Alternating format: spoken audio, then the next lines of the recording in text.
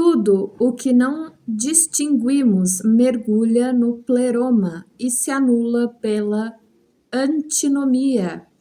Se, portanto, não distinguimos Deus, a plenitude efetiva se extingue para nós.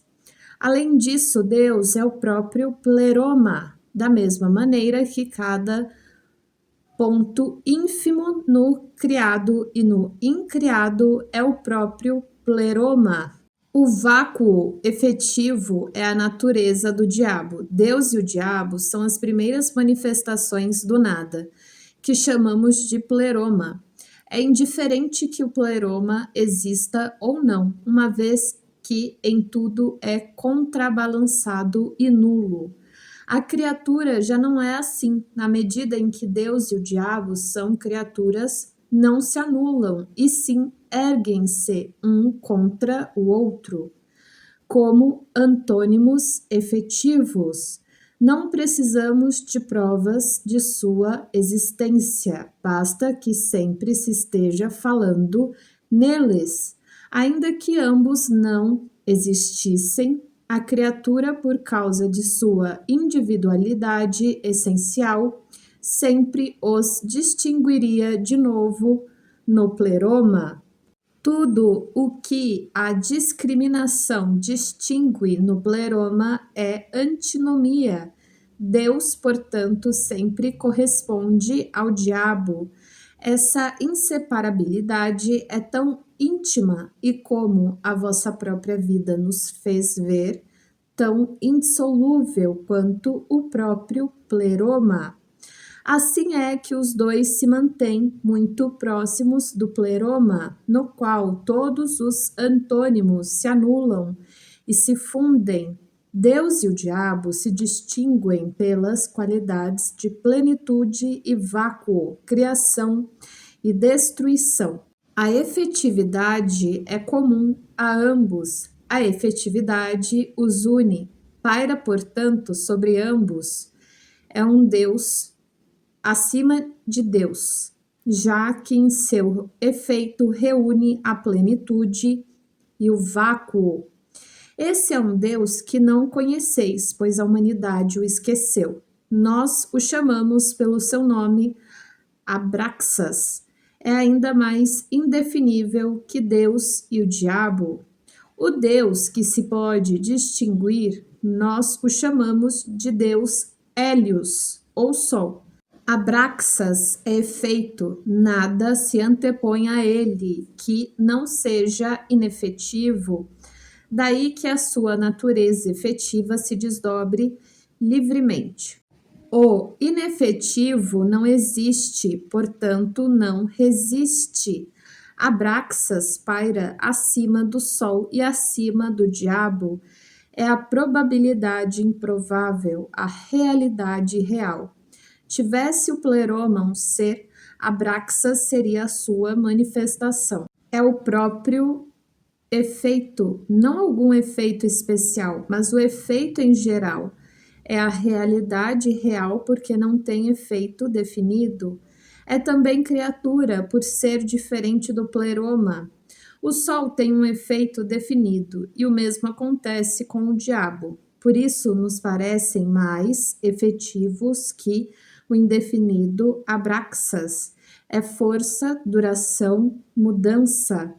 Os mortos então provocaram grande tumulto, pois eram cristãos. Próximo, terceiro sermão. Como a neblina que se ergue de um pântano, os mortos avançaram clamando. Explica melhor esse Deus supremo. É difícil definir a divindade de Abraxas. Seu poder é o maior porque o homem não o percebe. Do sol retira o summum bonum, do diabo o infinimum malum. Mas de Abraxas, a vida totalmente indefinida, a mãe do bem e do mal. A vida parece ser menor e mais frágil que o summum bonum. Por isso, é também difícil conceber que Abraxas transcenda em poder até o Sol, que é a fonte radiosa de toda a força da vida. Abraxas é o sol e, ao mesmo tempo, a garganta eternamente voraz do vácuo. O diabo menosprezador e mutilante. O poder de Abraxas é duplo, mas não o vedes, porque para vossos olhos os antônimos incompatíveis se anulam. O que o Deus Sol fala é vida, o que o diabo fala é morte. As Abraxas fala aquela palavra sagrada e maldita, que é vida e morte ao mesmo tempo. Abraxas gera a verdade e a mentira, o bem e o mal, a luz e as trevas, na mesma palavra e no mesmo ato. Por isso é Abraxas terrível. É magnífico como o leão no momento em que ataca a vítima, bonito como um dia de primavera. É o próprio grande Pan e também o pequeno. É Príapo. É o monstro das profundezas, pólipo de 1000 tentáculos, nó emaranhado de serpentes aladas, frenesi. É o hermafrodita dos tempos imemoriais. É o senhor dos sapos e rãs, que vivem na água e sobem à terra, cujo coro se eleva à tarde e à meia-noite. É a abundância que busca a união com o vácuo. É a sagrada procriação. É o amor e o assassino do amor. É o santo e seu traidor. É a mais brilhante luz do dia. É a mais negra noite de loucura. Contemplá-los é cegueira. Conhecê-los é doença. Venerá-lo, morte. Temê-lo, sabedoria. Não resistir a ele, redenção. Deus mora atrás do sol, o diabo atrás da noite. O que Deus traz à luz, o diabo lança às trevas. Mas Abraxas é o mundo, seu porvir e seu passar. Sobre cada presente que vem do Deus Sol, o diabo roga sua praga.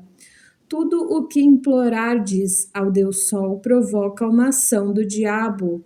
Tudo o que criardes com o Deus Sol dá poder efetivo ao diabo. Esse é o terrível Abraxas.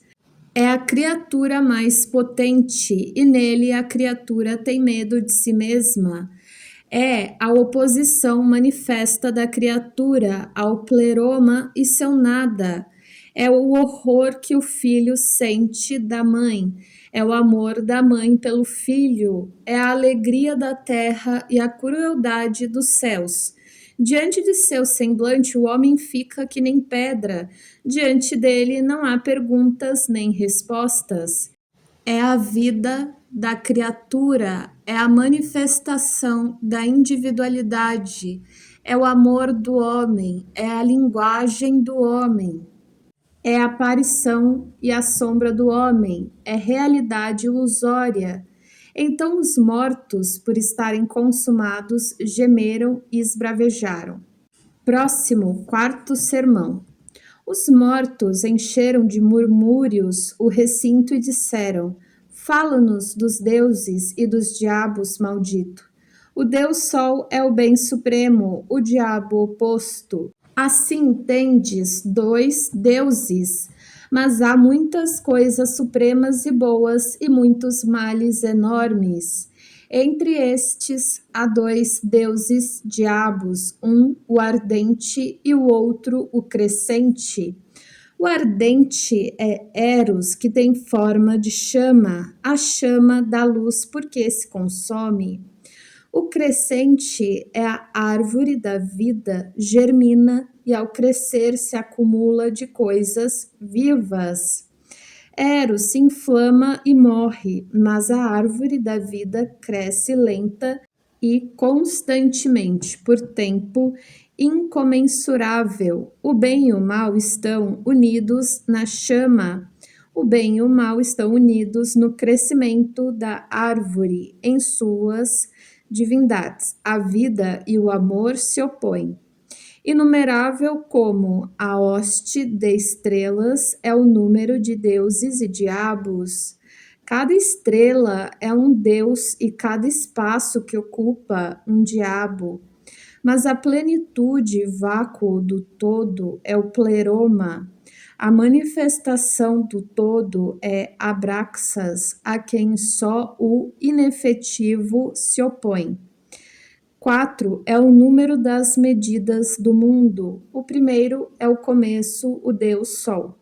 O segundo, Eros, une os extremos e se expande em luz. O terceiro, a árvore da vida, ocupa o espaço com formas corpóreas. O quarto é o diabo, que abre tudo o que se encontra fechado, desfaz tudo o que se constitui de natureza corpórea. É o destruidor em que tudo é reduzido a nada. Para mim, a quem foi dado o conhecimento da multiplicidade e diversidade dos deuses está bem. Mas ai de vós que substituis esses múltiplos incompatíveis por um Deus único, pois assim fazendo gerais o tormento que se origina na falta de compreensão, e mutilais a criatura cuja natureza e meta é a individualidade. Como podereis ser fiéis à vossa própria natureza se vos esforçais para transformar o múltiplo em uno? O que fizerdes com os deuses será feito convosco. Ficais todos iguais e assim frustrais vossa natureza. A igualdade prevalecerá, não para Deus, mas apenas em benefício do homem. Pois muitos são os deuses, ao passo que poucos os homens. Os deuses são poderosos e podem arcar com a sua multiplicidade. Pois como as estrelas permanecem solitárias, separados por distâncias imensas, mas os homens são fracos e não podem arcar com sua natureza múltipla, por isso moram juntos e precisam de comunhão para poder suportar o isolamento. Por amor à redenção, ensino-vos a verdade rejeitada, por cujo amor sofri rejeição. A multiplicidade dos deuses corresponde à multiplicidade do homem. Inúmeros deuses aguardam a condição humana. Inúmeros foram homens. O homem partilha da natureza dos deuses, vem dos deuses e vai para os deuses. Assim como de nada serve refletir sobre o pleroma, não adianta venerar a multiplicidade dos deuses, e menos ainda venerar o primeiro Deus, a abundância efetiva e o summum bonum. Nada podemos acrescentar-lhe com nossa oração, e dele nada podemos tirar, porque o vácuo efetivo tudo absorve. Os deuses brilhantes formam o mundo celeste que é múltiplo e infinitamente disperso e crescente. O Deus Sol é o Senhor Supremo deste mundo. Os deuses escuros formam o mundo terrestre. São simples e infinitamente decrescentes e minguantes. O diabo é o mais abjeto, isso. É o mais abjeto senhor desse mundo, o espírito lunar, satélite terrestre, menor, mais frio e mais morto que a terra. Não há diferença entre o poder dos deuses celestes e o dos terrestres. Os celestes aumentam, os terrestres diminuem. Incomensurável é o movimento de ambos. Próximo, quinto sermão. Os mortos escarneceram e vociferaram. Ensina-nos, tolo, a respeito da Igreja e da Santa Comunhão. O mundo dos deuses se torna manifesto na espiritualidade e na sexualidade. Os celestes aparecem na espiritualidade, os terrestres na sexualidade. A espiritualidade concebe e acalenta, é feminina e por isso a chamamos de Mater Coelestis, a Mãe Celeste. A sexualidade gera e cria. Masculina a chamamos de Falos, o Pai terrestre. A sexualidade do homem é mais da terra, a da mulher mais espiritual. A espiritualidade do homem é mais do céu, vai para o mais vasto. A da mulher mais da terra, vai para o mais ínfimo. Mendaze diabólica é a espiritualidade do homem, que vai para o mais ínfimo.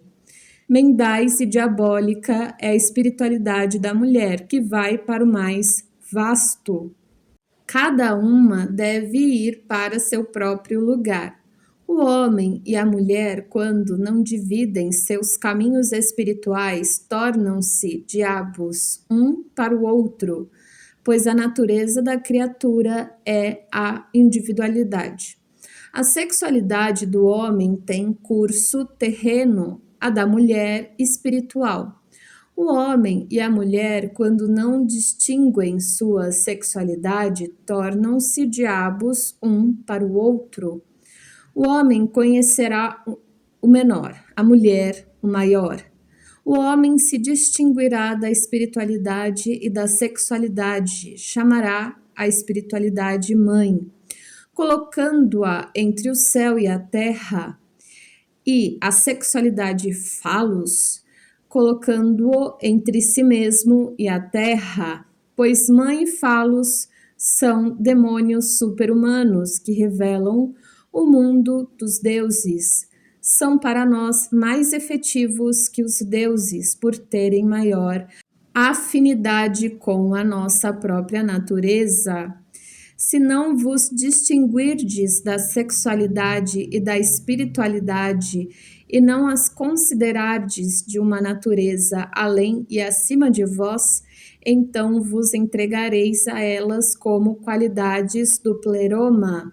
A espiritualidade e a sexualidade não são qualidades vossas, nem coisas que possuis e contendes, mas que vos possuem e contêm, pois são demônios poderosos, manifestações dos deuses e, por conseguinte, coisas que vos ultrapassam, existentes em si mesmas. Nenhum homem tem espiritualidade ou sexualidade próprias, mas coloca-se sob a lei da espiritualidade e da sexualidade. Nenhum homem, pois, escapa desses demônios. Deveis considerá-los como demônios que têm uma tarefa e um risco comuns, carga comum que a vida vos legou.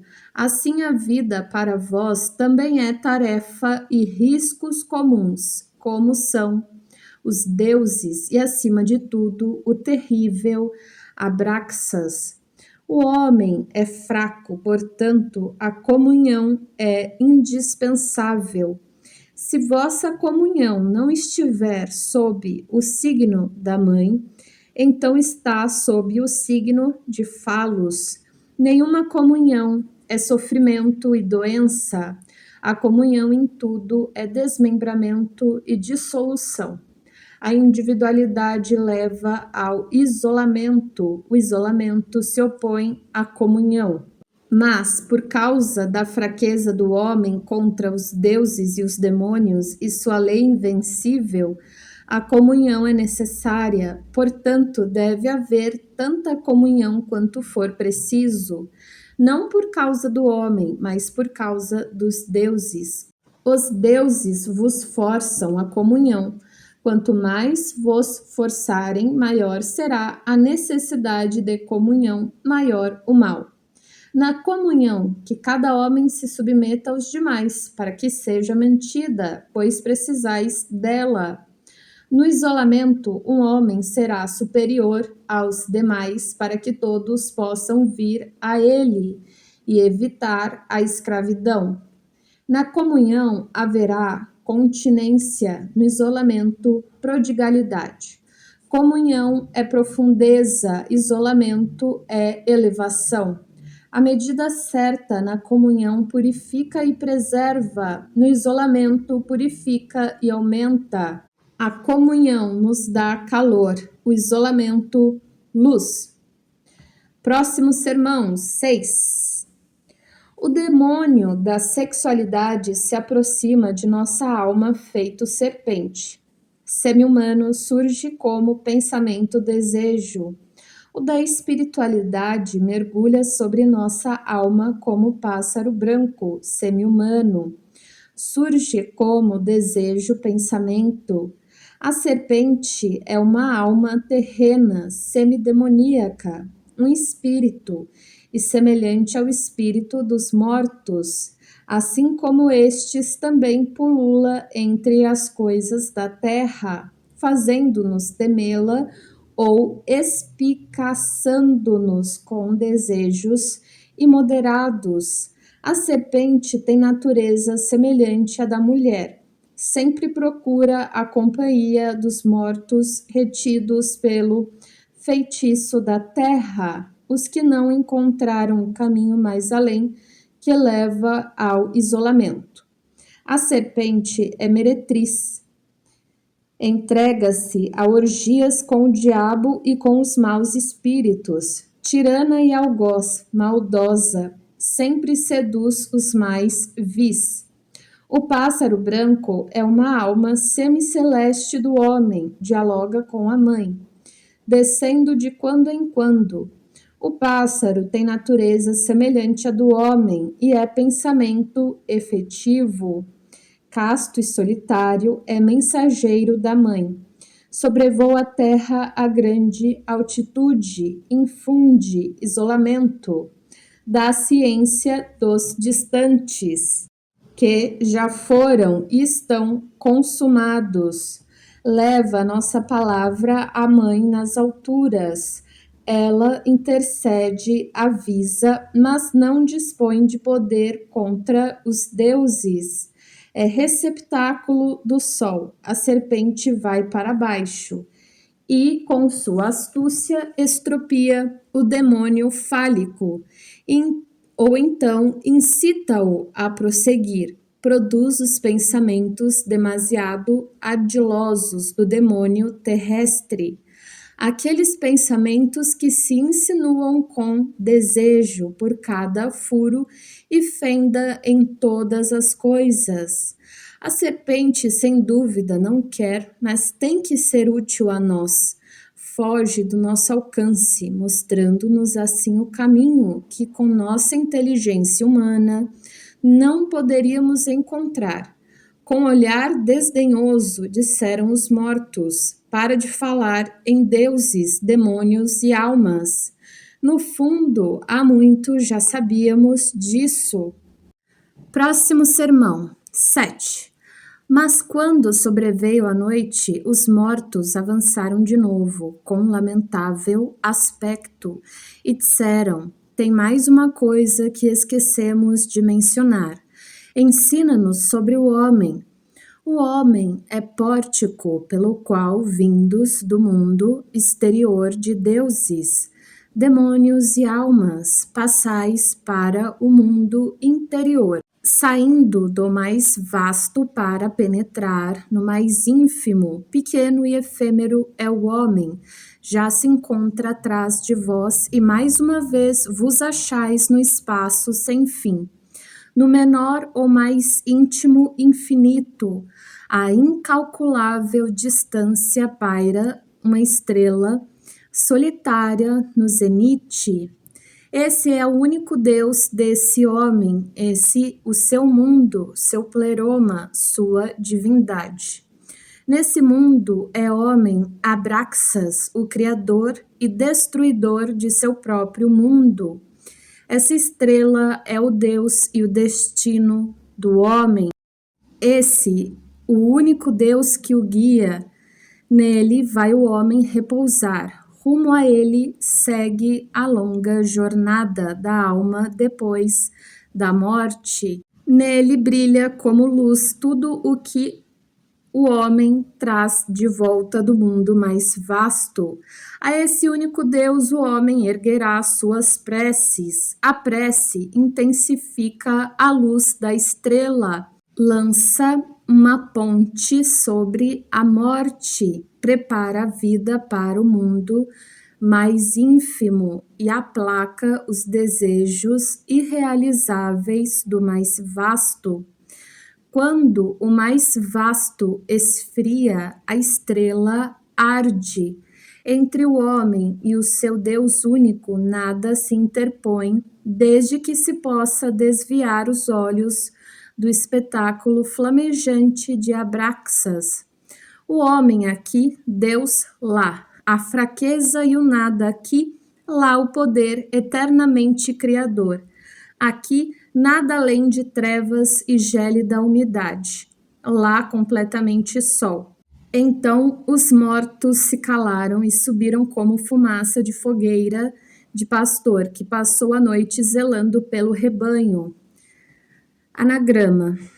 Gente, essa palavra é impronunciável.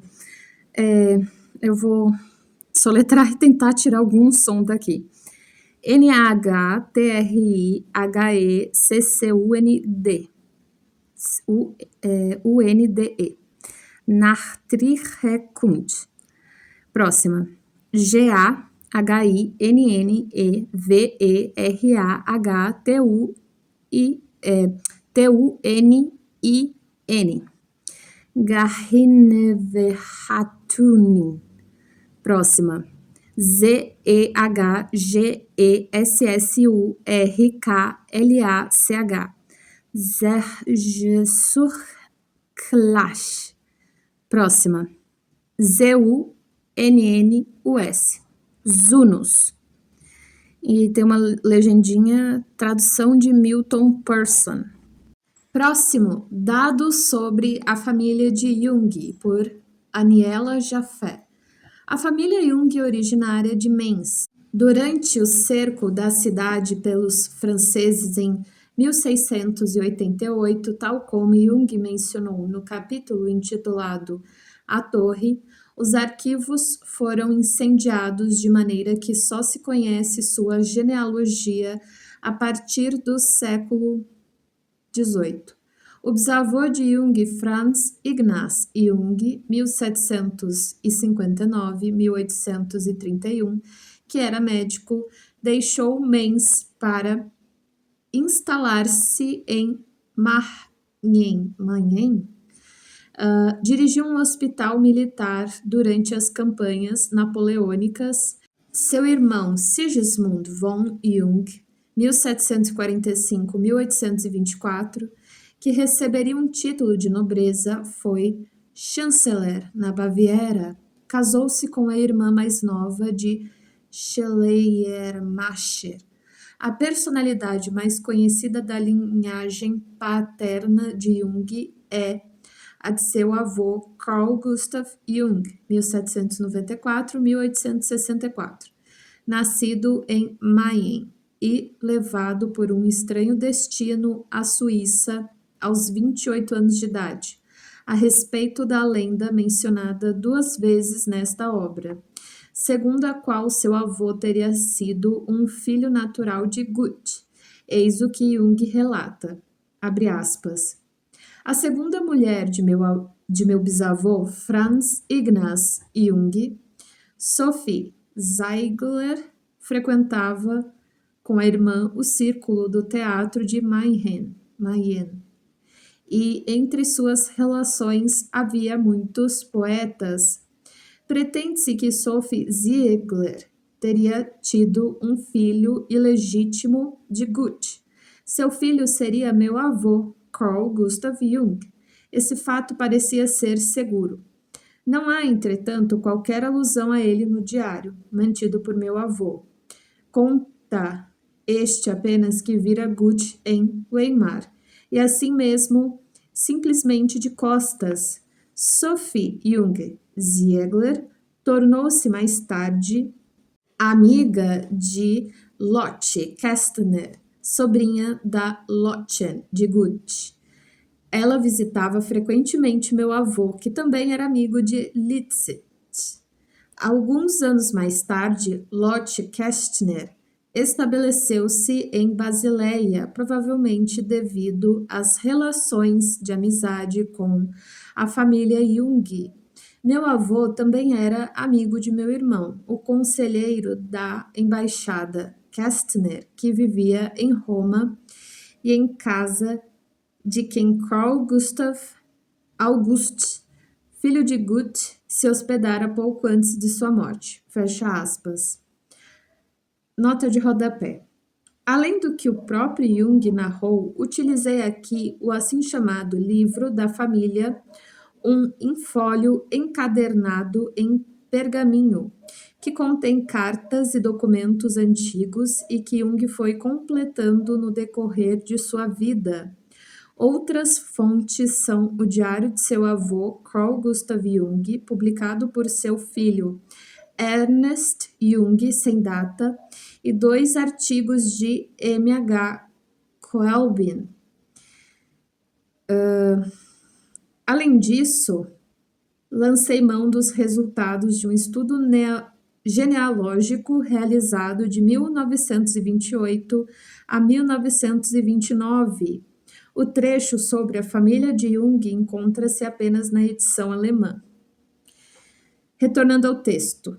As outras fontes de que se dispõe, os arquivos da casa de Goethe em Frankfurt e o registro dos batismos do arcebispado, Igreja dos Jesuítas de Mannheim, não fornecem qualquer indicação. Na época em questão, Goethe ainda não estava em Mannheim e não é seguro que Sophie Ziegler, por seu lado, haja residido em Weimar ou nas vizinhanças de Goethe. Jung falava com uma certa complacência desta lenda persistente e tenaz. Esta lhe revelava um aspecto subjacente da fascinação que sobre ele exercia o Fausto de Goethe. Ela pertencia, por assim dizer, ao mundo de sua personalidade número 2.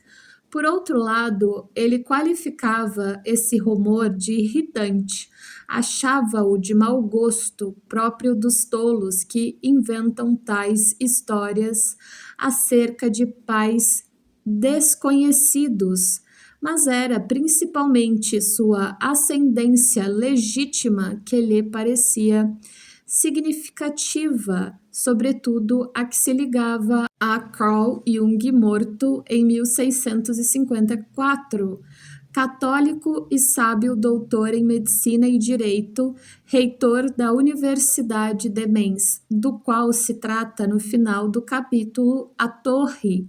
Carl Gustav, o avô, estudou ciências e medicina em Heidelberg, defendendo a isso a tese de doutorado em 1816, summa cum laude. Jung conta que o avô, quando estudante, tinha um porquinho que levava a passear como um cão através da cidade, sob a caçoada de toda Heidelberg. Aos 24 anos, já era cirurgião assistente do oftalmologista Rust, na Caridade de Berlim, e, ao mesmo tempo, professor de Química na Escola Real Prussiana de Guerra. As diferentes disciplinas eram, outrora, muito menos distantes umas das outras do que o são hoje em dia. Durante os anos que viveu em Berlim, morou em casa do livreiro e editor Georg Andreas Heimer, presumivelmente desde o fim de 1827. Era considerado como um filho da família e o Sr. Heimer sempre o tratou assim. Travou conhecimento nessa época com um círculo notável de personalidades, no qual figuravam os irmãos Schlegel, Ludwig Tieck, Friedrich Schleiermacher. Católico, passou para o protestantismo sob a influência deste último. Os círculos literários de Berlim abriram-se desde o início para o jovem médico que tinha inclinação poética. Um de seus poemas foi acolhido na coletânea Deutsches Liederbuch. Sua juventude coincidiu com um período político movimentado. Muito jovem, fez parte da Sociedade de Ginástica de Jahan, 1778-1852. O pai da ginástica e participou da grande cerimônia de Wartburg, festa revolucionária dos estudantes comemorando a Reforma 1517 e a Batalha de Leipzig, 1813, organizada pelas corporações dos estudantes de Jena. Os estudantes vindos de toda a Alemanha proclamaram nesta ocasião o desejo de uma Alemanha livre e unida. 2 anos depois, um amigo de Jung, Karl Ludwig Sand, nascido em 1795, estudante de teologia e membro de uma corporação de estudantes, assassinou August Kotzebue, 1761-1819, poeta alemão e conselheiro de Estado russo, desacreditado por sua mentalidade reacionária e sobre o qual recaía suspeita de espionagem. Todas as corporações de estudantes e todas as sociedades de ginástica foram então dissolvidas. Numerosos universitários de tendência liberal foram detidos como demagogos. Entre eles figura Carl Gustav Jung. A polícia encontrou em seu poder um presente do assassino, um martelo para pesquisas mineralógicas. Os relatórios da polícia se referem, isto é, característico, a um machado. Ele foi detido e conduzido à prisão de Berlim, tendo sido liberado ao fim de 13 meses, sem julgamento, com uma ordem de expulsão da Prússia. Antigo demagogo não pôde encontrar na Alemanha qualquer possibilidade de trabalho que lhe conviesse. Dirigiu-se então a Paris, 1821. Na época, o maior centro de pesquisas médicas. Encontrou aí o grande naturalista Alexandre von Humboldt, 1769-1859. Que o recomendou à seção cirúrgica do Hotel Dieu de Paris. Carl Gustav Jung pôde trabalhar nele e aperfeiçoar-se no domínio da cirurgia. Há diversas versões do primeiro encontro com Humboldt. Segundo a tradição familiar, Humboldt ter encontrado o jovem esfomeado num banco ao relento e tomou-o sob sua proteção. Foi esta a versão que Jung me relatou, numa descrição que M.H. Kolben qualificou de poesia e verdade. O médico Hermann Heimer. Hermann Heimer era o filho do livreiro e editor de Berlim. Casou-se com a filha que Carl Gustav Jung tivera de seu primeiro casamento com Virginie de Lasaux. Jung relata sua visita à senhora Heimer em Stuttgart, depois do fim de seus estudos de medicina em 1900. A citação que se segue é tirada do artigo já mencionado de Kolben. Carl Gustav Jung tornou-se professor na Basileia. Retornando, conta que, por ocasião de um banquete oferecido pelo grande cirurgião do Puitren, um homem de certa idade de ar respeitável que seu avô Carl Gustav Jung não conhecia, dirigira-se a este e o convidara a segui-lo até sua casa após a refeição, porque tinha uma proposta a fazer-lhe. Jung aceitou o convite sem titubear e logo depois seu protetor lhe disse: já em seu gabinete de trabalho, que se tratava de uma cadeira de anatomia e cirurgia na Universidade de Basileia, perguntando-lhe se o lugar lhe conviria.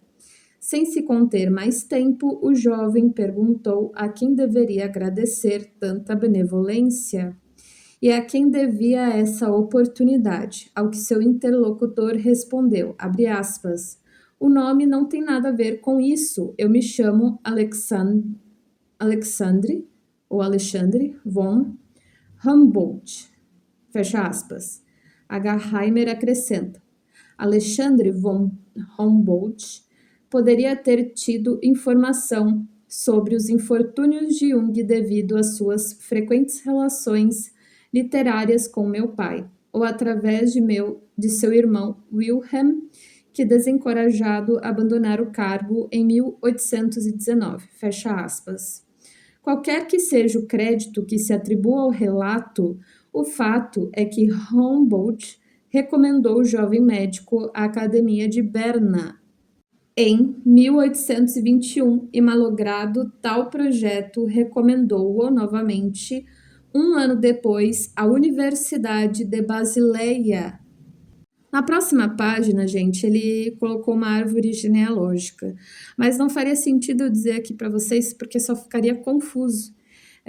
Mas é desde do doutor, médico e Carl Jung, falecido em 54, até o Jung e seus filhos.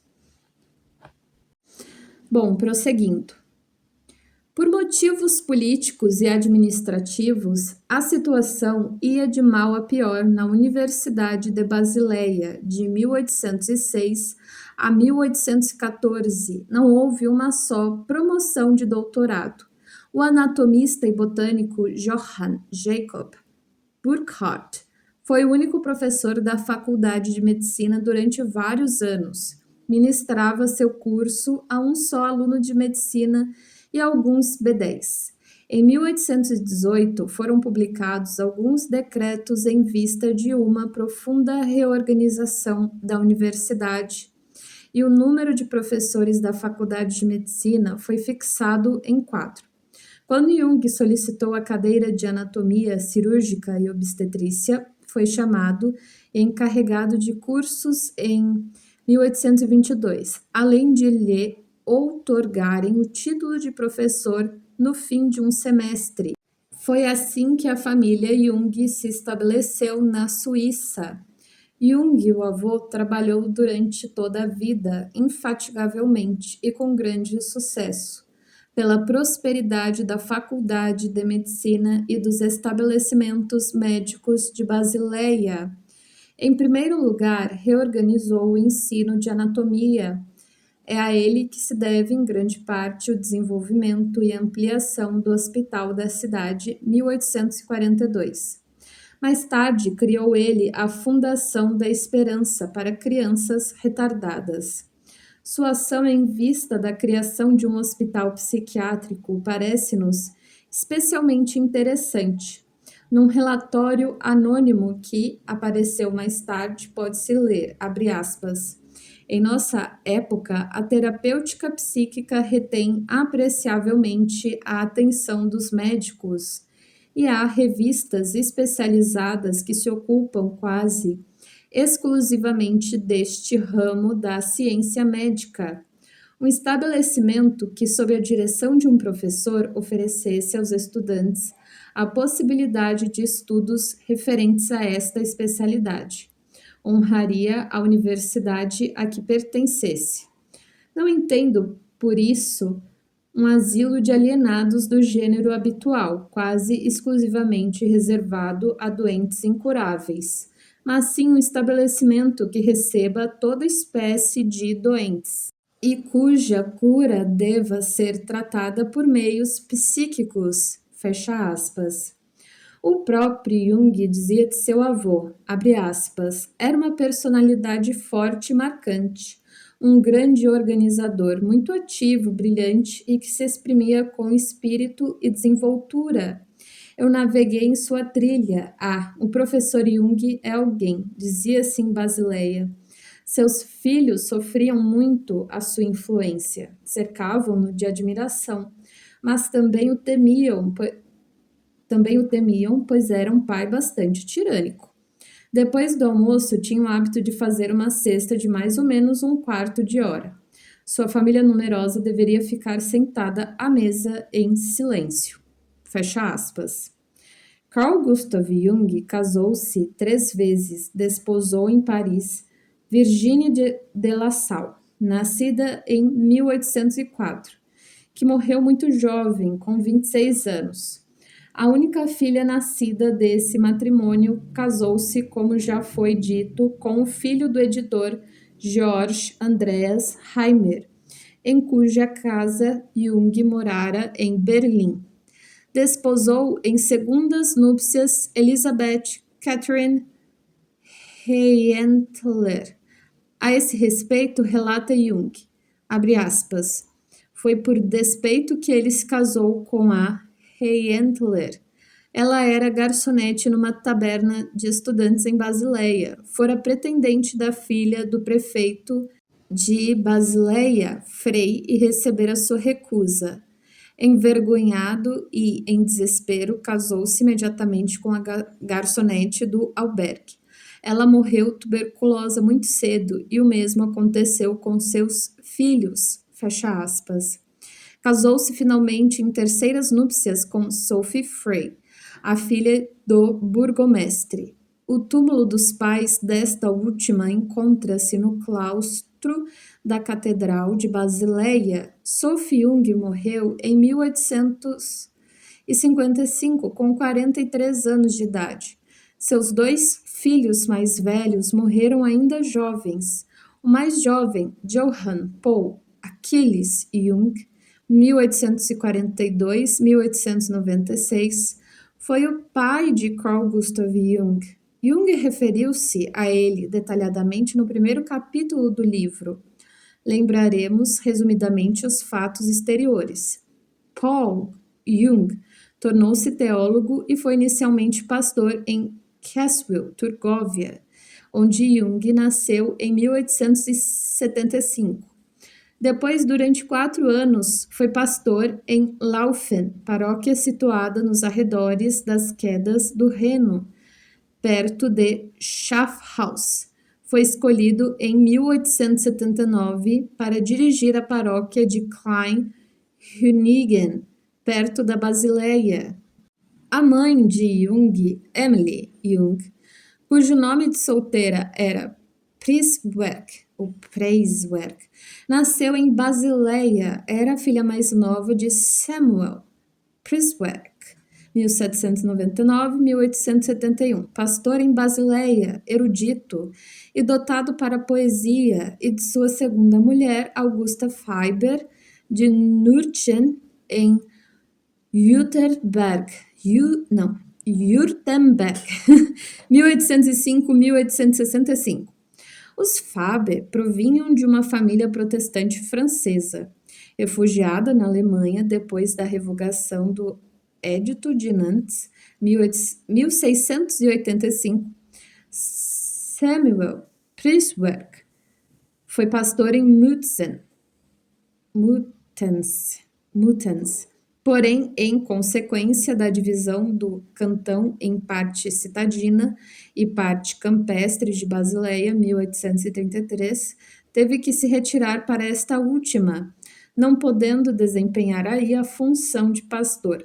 Foi para Genebra, onde ensinou o hebraico e a teologia do Antigo Testamento na Escola de Teologia da Sociedade Evangélica. Escreveu uma gramática hebraica que teve várias edições. Alguns anos mais tarde foi chamado novamente a Basileia, onde se tornou pastor na paróquia de São Leonardo. Além de sua função de pastor, foi habilitado como livre docente para ensinar a língua e a literatura hebraica. Era uma natureza generosa e um homem tolerante, fato que se manifestou em sua atitude favorável à retomada da Palestina pelos judeus na revista mensal que ele publicava, Das Morgenland, o Oriente.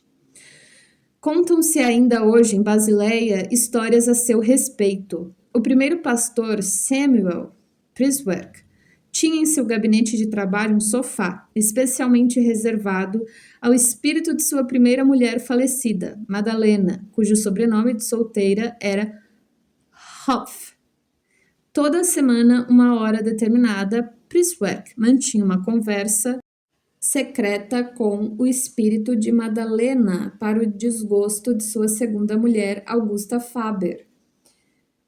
Jung relatou sobre esse avô, abre aspas, não conheci pessoalmente meu avô materno, mas segundo tudo o que ouvi contar a seu respeito, seu prenome bíblico, Samuel, devia convir-lhe as maravilhas. Tinha certeza de que se falava em hebraico no céu e, por esta razão, dedicou-se com zelo ao estudo dessa língua. Era extremamente erudito e tinha também um sentido poético desenvolvido. Era, enfim, um homem bastante singular, que se acreditava sempre cercado de espíritos. Minha mãe contou-me muitas vezes que se devia sentar-se atrás dele quando escrevia seus sermões, a fim de que os espíritos não o perturbassem, coisa que ele não podia suportar. Um ser vivo, às suas costas, punha os espíritos em fuga. Fecha aspas. Existem também muitas histórias a respeito de sua mulher, Augusta Priswerk, avó materna de Jung. Aos 18 anos, caíra gravemente enferma, cuidando de seu irmão que contraíra escarlatina, permanecendo ela 36 horas em letargia. Um marceneiro já tinha trazido o caixão quando sua mãe, não acreditando na morte dela, chamou-a à vida aplicando um ferro de passar em sua nuca. Gustelli, assim a chamava, tinha o dom da segunda visão e sua família encontrava uma relação entre esse dom e o incidente de sua letargia. Ela morreu com 57 anos.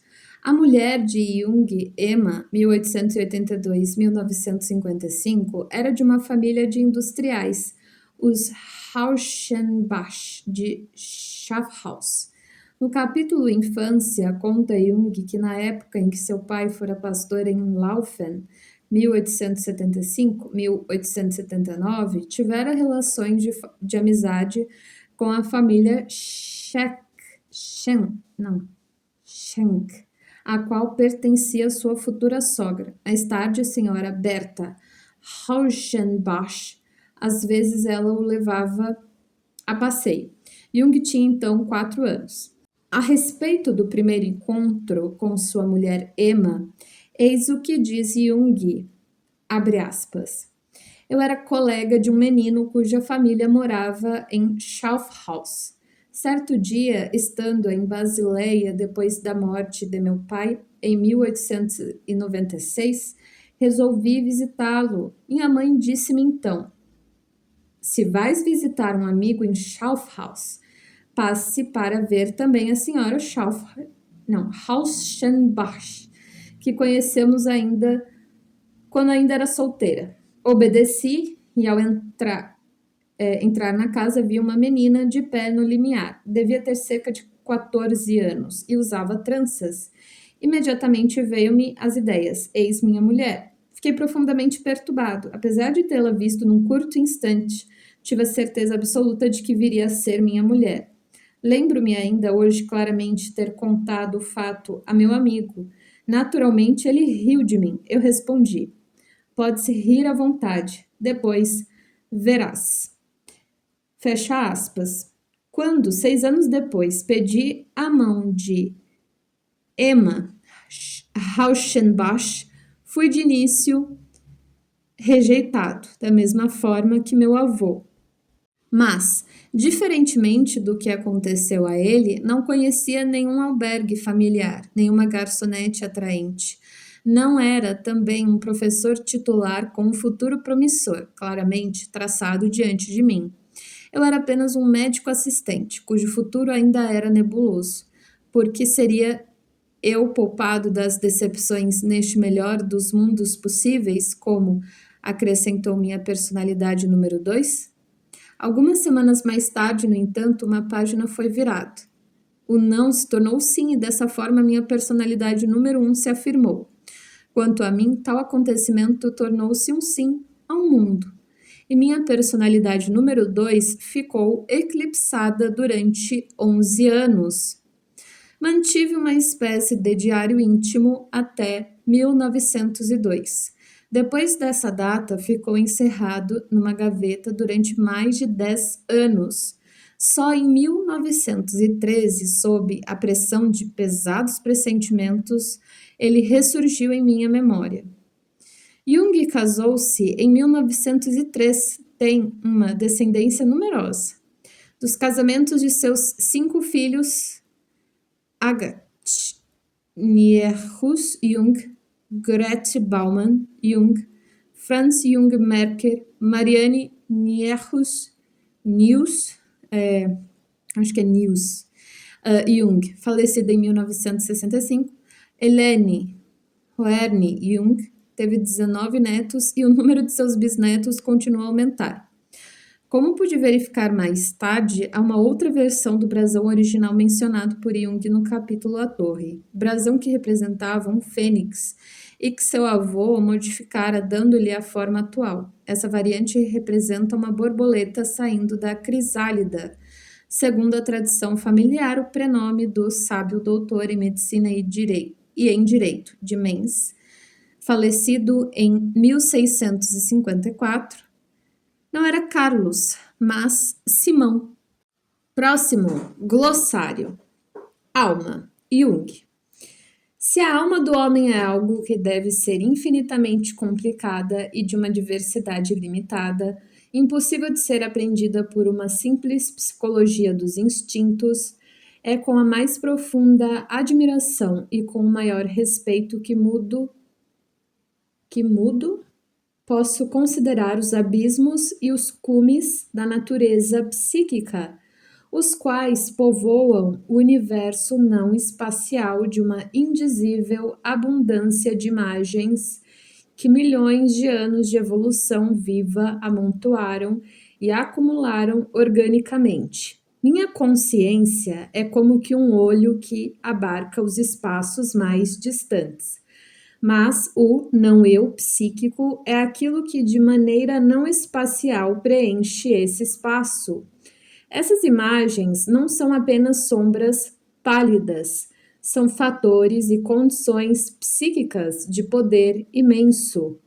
Poderemos, talvez, negligenciá-las, mas não lograremos, através dessa negação, subtrair-lhe o poder. Tal impressão, comparativamente, seria semelhante à contemplação de um céu noturno estrelado, pois o equivalente do mundo interior só pode ser o mundo exterior.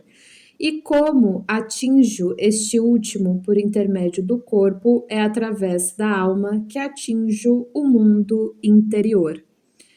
Seria uma blasfêmia afirmar que Deus pode manifestar-se em toda parte menos na alma humana. Com efeito, a grande intimidade de relação entre Deus e a alma exclui automaticamente toda depreciação desta última. Sem dúvida, falar de afinidade é um exagero, mas de qualquer modo, a alma deve possuir em si mesma uma faculdade de relação, isto é, uma correspondência com a essência de Deus. Senão, como seria possível o estabelecimento de uma relação? Essa correspondência, em termos psicológicos, é o arquétipo da imagem de Deus. Próximo, alquimia, química arcaica que precedeu a química experimental e onde se mesclavam especulações gerais, figuradas e intuitivas, parcialmente religiosas a respeito da natureza e do homem. Na matéria desconhecida eram projetados numerosos símbolos que hoje reconhecemos como conteúdos do inconsciente. O alquimista procurava o segredo de Deus na matéria desconhecida e se empenhava em preocupações e caminhos semelhantes aos da psicologia moderna do inconsciente. Esta última acha-se também confrontada com um fenômeno objetivo desconhecido, o inconsciente. A alquimia filosófica da Idade Média deve ser compreendida na perspectiva da história do espírito como um movimento compensatório do inconsciente em face do cristianismo, pois o objeto das meditações e da técnica alquimista, o domínio da natureza e da matéria, não encontrou nenhuma valorização adequada dentro do cristianismo. Foi por ele considerado como algo a ser superado. Assim, pois, a alquimia é uma espécie de imagem especular, primitiva e obscura do mundo de imagens e pensamentos cristãos, tal como Jung mostrou em seu livro Psicologia e Religião, mediante a analogia da ideia central dos alquimistas relativamente à pedra, o lápis como o Cristo, a imagem simbólica e o paradoxo são típicos da linguagem dos alquimistas.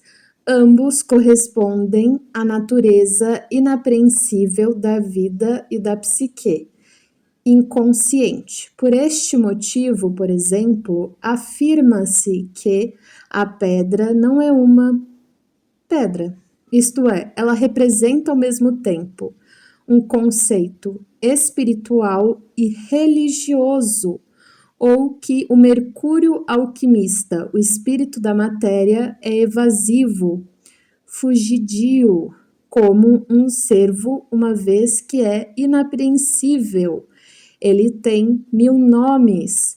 Nenhum exprime totalmente sua natureza, assim como nenhuma definição é capaz de delimitar com clareza total a essência de um conceito psíquico. Próximo, amplificação. Alargamento e aprofundamento de uma imagem onírica por meio de associações dirigidas e de paralelos tirados das ciências humanas e da história dos símbolos, mitologia, mística, folclore, religião, etnologia, arte, etc., mediante o que o sonho se torna acessível à interpretação. Próximo, ânima e ânimos, personificação da natureza feminina do inconsciente do homem e da natureza masculina do inconsciente da mulher. Tal bissexualidade psíquica é o reflexo de um fato biológico. O maior número de genes masculinos ou femininos determina os sexos. Um número restrito de genes do sexo oposto parece produzir um caráter correspondente ao sexo oposto, mas devido à sua inferioridade, usualmente permanece inconsciente. Jung, abre aspas, desde a origem, todo homem traz em si a imagem da mulher, não a imagem desta ou daquela mulher, mas a de um tipo determinado. Tal imagem é, no fundo, um conglomerado hereditário, inconsciente, de origem remota, incrustada no sistema vivo, tipo de todas as experiências da linhagem ancestral, em torno do ser feminino, resíduo de todas as impressões fornecidas pela mulher, sistema de adaptação psíquico herdado. O mesmo acontece quanto à mulher. Ela também traz em si uma imagem do homem. A experiência mostra-nos que seria mais exato dizer uma imagem de homens, enquanto que no homem se trata em geral da imagem da mulher. Sendo inconsciente, esta imagem é sempre projetada inconscientemente no ser amado. Ela constitui uma das razões essenciais da atração passional e de seu contrário. A função natural do ânimos, como a da ânima, consiste em estabelecer uma relação entre a consciência individual e o inconsciente coletivo. Analogamente, a persona representa uma zona intermediária entre a consciência do eu e os objetos do mundo exterior. O ânimos e a ânima deveriam funcionar como uma ponte ou pórtico, conduzindo as imagens do inconsciente coletivo, assim como a persona representa uma ponte para o mundo. Todas as manifestações arquetípicas e, portanto, também o ânimos e a ânima têm um aspecto negativo e um aspecto positivo, um aspecto primitivo e um aspecto diferenciado. Carl Gustav Jung, abre aspas, em sua primeira forma inconsciente, o ânimos é uma instância que engendra opiniões espontâneas, involuntárias, exercendo uma influência dominante sobre a vida emocional da mulher. A ânima é, por outro lado, uma instância que engendra sentimentos espontâneos, os quais exercem uma influência sobre o entendimento do homem, nele provocando distorções. Ela